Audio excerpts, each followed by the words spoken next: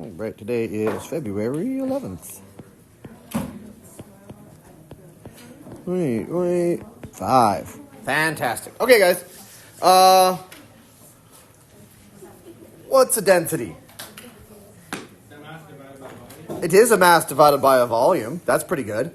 What else is it? How dense something is. Yeah, what does that even mean? How many particles are in a certain space? How low it sits, how many atoms are in a space. There's a lot of good descriptions for this. Density is a really weird kind of thing. You can call it like thickness doesn't really make sense, like solidity kind of doesn't make any sense. That's why we use the word density. It has a very specific meaning. It's kind of hard to describe with other words because the other words that we kind of describe tend to overlap into other measurements. So the good news, it's intrinsic property of material, which is a great word, and intrinsic, oops, spelled it wrong already, is an intrinsic property of a material.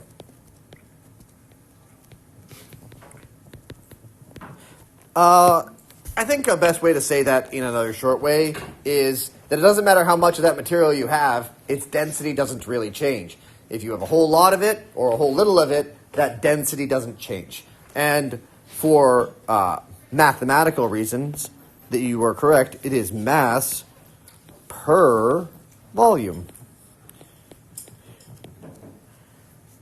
And so some common density units are like a gram per milliliter, or we can get a bit ridiculous. We can say it's a ton, which I will spell this way, per meter cubed, and this, or a kilogram per liter. So those are some examples of some fun density units that we could use. As a side note, we have ton spelled all funky is the metric version of a ton, which is exactly 1,000 kilograms. Other versions of tons with the just TON version, that's an American or imperial kind of ton, and it's like 2,000 pounds or something. Or if it's a British ton and American tons are different, I know, it's just, I can see the squinting and it's awful. That's why we use metric tons. The best way to know it's a metric ton is it's the one that looks French. So if you try to spell ton with a French accent, that's the metric one, because the metric system's French. So that's how I remember that ton with the, say it with a French accent, and then that's how you spell it. That's the metric one. Wait, can I really get my glasses from you? Yeah, you probably want to be able to see the things I'm writing down. It's probably a good choice. Well, obviously.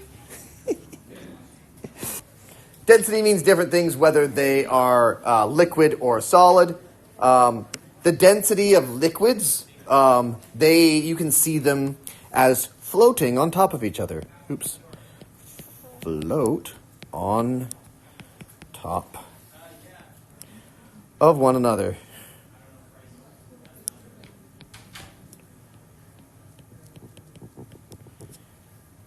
And this is because they are, another excellent chemistry word here, immiscible, which is a great word. That means doesn't mix.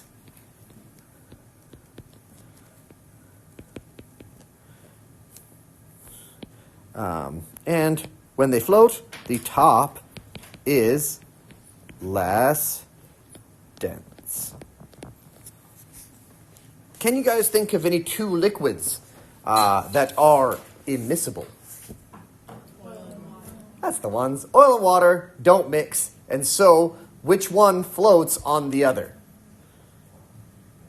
Because they do float on each other. Which one is on the top when you put them together?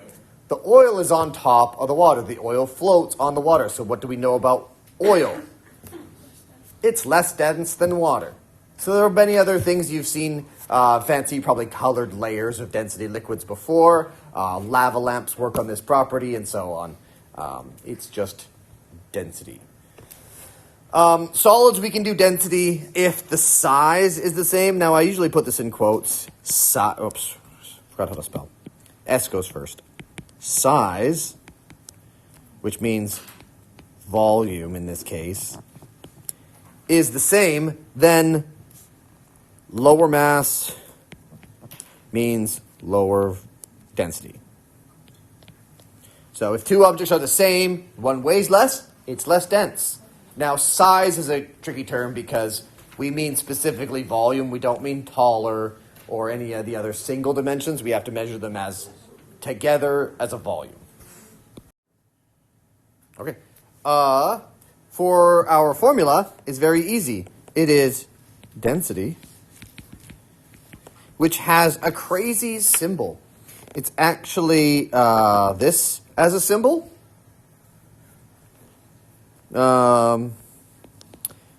And it's mass with a symbol M, because we're creative, and volume,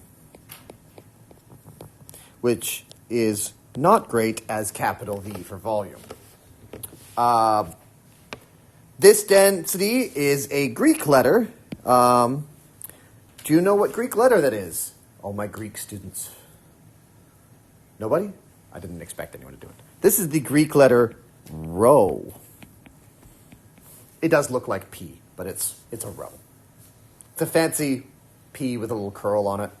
It's just like an extra flavored letter P. It has the name rho. So density has the symbol rho, and it's mass per volume. Physics people, why is capital B for volume bad? Because voltage. Usually you won't confuse them by context. You won't mix up a volume for a voltage in a formula by accident. Usually the context will make sense. So, two ways to calculate density. To use density is a good way to identify. So to help identify, help identify.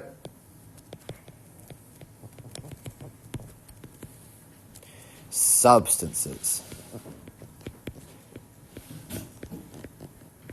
So, if you can determine a density of something, things that are pure, like metals, for so on, will have an exact density. So if you can determine an exact density, you can better line it up with what kind of material it is.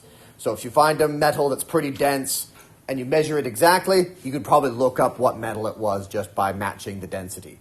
Or you can rule out which two things it is based on its density. Because a lot of metals look the same, and it's hard to tell them apart just by a visual inspection. We can do this also with a lot of liquids. If they float on water, we can rule out certain things, and if they sink in the water, we can say, well, it's definitely not this kind of a thing. So it helps. The other way is use density that we know, like a known density, to determine something else. Use known density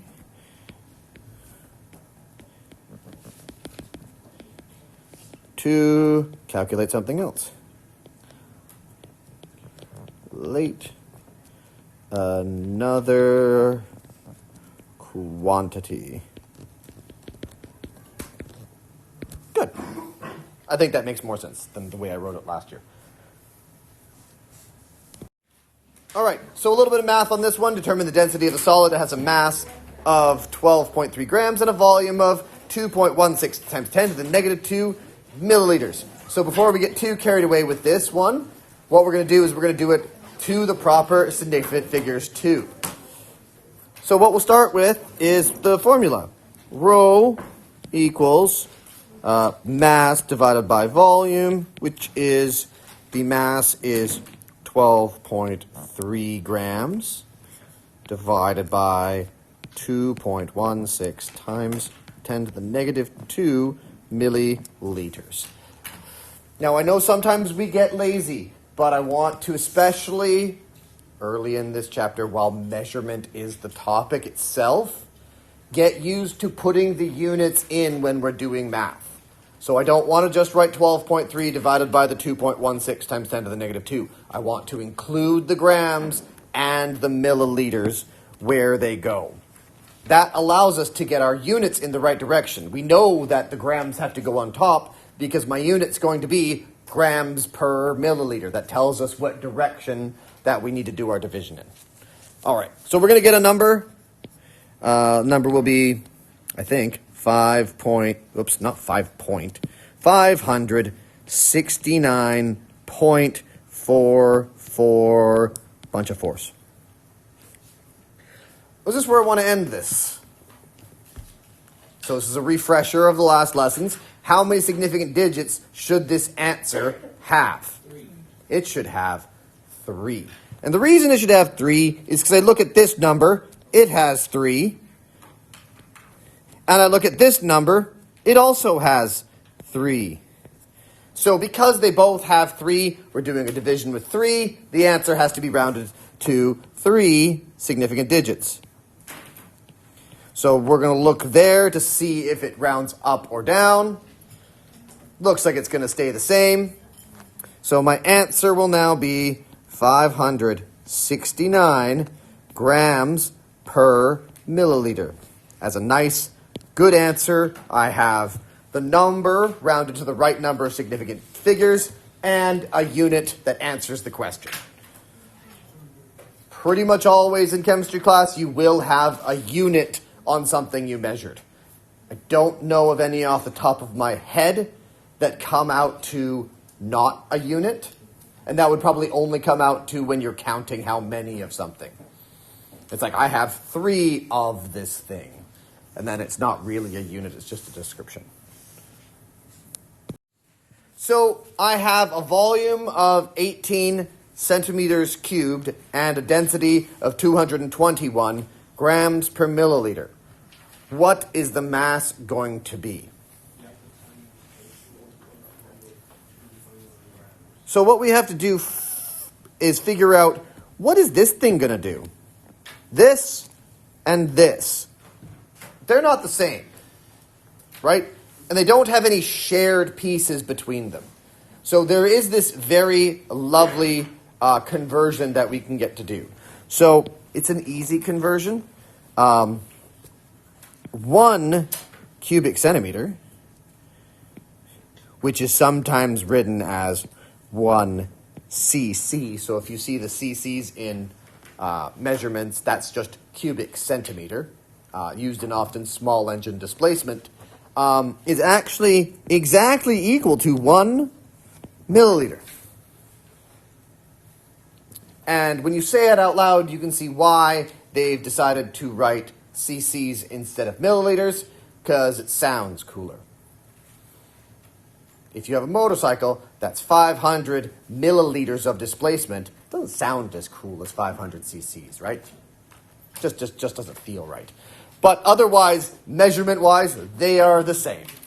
So what we can do with this is we basically can say this number here is just in milliliters. We can just straight transfer. If you see cubic centimeters, that's milliliters. They are the same. They are equal. When you're doing conversions, it's just 1-to-1. There's no real math involved. So let's take a look at our formula. We got rho is equal to m divided by v. But I don't want to know what rho is. I already know what rho is. I want to know what m is. So m is equal to, I got to rearrange this formula. It's got to be rho times the volume. Hopefully your 10th grade algebra skills are A+, rearranging formulas. And we can double check when we write with our units. So when we're going to write with our units, we're going to see that they're going to cancel like we were doing at the beginning of this chapter, and that is confirmation that we did it the right way around. So this is why writing our units in our question is super helpful.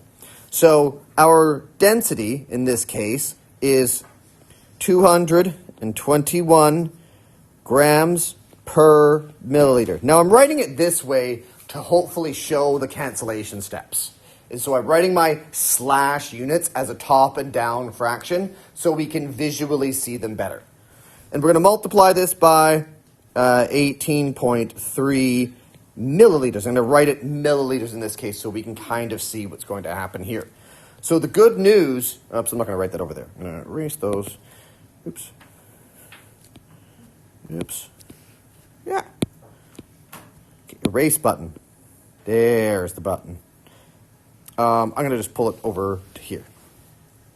So we can kind of see when we're looking at this milliliters on the bottom and this milliliters on the top of a fraction that the milliliters are going to go away when I do my multiplication step. They're going to cancel when I multiply. And so I'm left with grams, which is excellent because that's what I'm looking for. I'm looking for a mass measured in grams. So this is what I'm trying to say, confirmation that multiplying these two numbers was the correct way to rearrange this formula. So if you're like, I don't know if I should divide it or what should be on the top, what should be on the bottom, if you write out the numbers with units, that is a double confirmation that you got it the right way around. Because we're going to get grams left over, and I want a mass, so that's good. Now I just want a number. I think it's 4,044. Do we agree? I didn't get my calculator out, so I'm just trusting past me. 4044.3. Close enough. That's more than enough digits I need. How many digits should I include? 3. Why 3? Because 221 G and 7.3 Right. milliliters are 3 digits. They're both 3. So this is a 3. This is a 3. So my answer needs to be in threes. So I will just do the rounding step there. The 4 is going to stay down. So we're going to get an answer that's 4040. That's fine. That's fine. And I'm going to say that's in grams. Now there are two different ways. You can also write it as, or this is perfectly correct, 4.04 times 10 to the 3 grams. That's also fine. There doesn't have, both are correct because this number is under a 3, like this 3 is there. This is kind of like the edge where this is acceptable, this is acceptable, they're both good. If it was more than 4, you definitely want to use scientific notation. You don't want to be writing all those zeros. That's unnecessary. But this is basically both good. So I have a graduated cylinder, I put water in it, then I threw an object with a mass in it, and the water level went up. And so that's what I'm looking for right now. So let's first off start with what is the volume of the new object? That's what I'm trying to translate. What's the volume? Oops. What? Pen. What is the volume of the object? Great.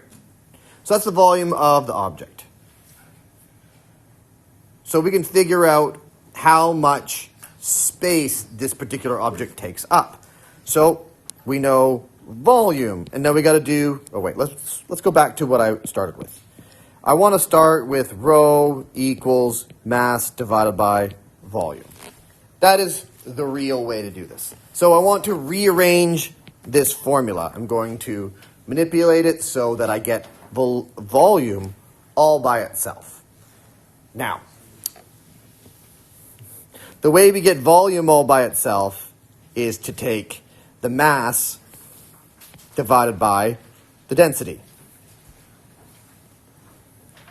Now we can do this with many ways. We can do this by multiplying both sides by V and dividing by rho. That works. Or we can get used to a density triangle. Do you guys like density triangles? You guys seen density triangle or distance triangle? All the triangles work this way. You can try that to keep track of which way the algebra has to go. There's only 3 ways for it to go. Hopefully that makes sense. But now we can do the math that we want. We're going to put the mass on top first. Yeah, mass is first. 3.85 grams. Then I'm going to put it on top of the density, 1.53 grams per milliliter. So this is, I'm going to take a point because it makes sense. I hope this drill it, bang it with a hammer home that we see grams divided by grams. That means grams are going to go away. And so what I have left is 1 divided by 1 over milliliters, which gives me regular milliliters. 1 divided by 1 over 1 milliliter is a double fraction. That's back to top. Sometimes it's useful to write out like a word sentence to help us keep organized of what we need to do, and it's not just a random series of numbers all over your page. So I'm looking at old level, and I just can write down what's the old level that I'm looking at. The old level of water was 2.80 milliliters, and I can write that right below this. Except I learned how to write the number 2. 2.80 milliliters, and I can write that right there. How much did it change? That's my answer that I had before. 2.5166 and more numbers. The best thing to do is not erase it from your calculator and just keep that in its calculated memory. Keep all those digits in your calculator and then just add the new number to it. That's the best way to do it. Or you have to do a lot more writing. And now we can just figure out what the answer to this is. I think it's 5.31633 and so on. I think that's right. That's what last year me wrote down. Do you guys agree? Or do I have to get my calculator out? Okay. Happy so far. I literally yesterday just wrote down the wrong number. All the math was fine because I just was looking badly. So the math was 100% correct, but I think one of the numbers I just skipped. So some of you caught it, but I was hoping you told me earlier and not after we were finished. So now we're checking our significance because I think this is the last math. So now we got to work on where are we going to round. So since we're adding, I'm looking at 2 decimal places here. And I know that I was keeping this many from above. That's also 2 decimal places. So my answer has to have 2 decimal places. So that's where those are. So this is where I have to round. So I'm looking at this number, that's 6 of where I should round this. And so I can slide this down so I get a nice answer. My final answer will be 5.32 milliliters is my final answer on this graduated cylinder. I look up on the graduated cylinder, read the bottom of the meniscus, and see that it's right at 5.32 milliliters. This is generally backwards of how you would do this. Normally, you'd read the graduated cylinder, then read the graduated cylinder again, and then calculate the density. That's normally how this would work. But this is just a math example to show you the 3 different ways to rearrange the density equation, so you have those set in your notes. So if your algebra isn't the best, you can at least reference them from your notes for a while. As far as this part is done, the next is your turn to practice. It's going to be out of that lovely textbook I gave you. Hebden. It's on page 26 mostly, and it's numbers 36 through 41. And I think, if I can remember myself there, that also pulls in some of the other stuff that we've been working on up to this point. This is the end of this unit, and so that's going to be time for our quiz.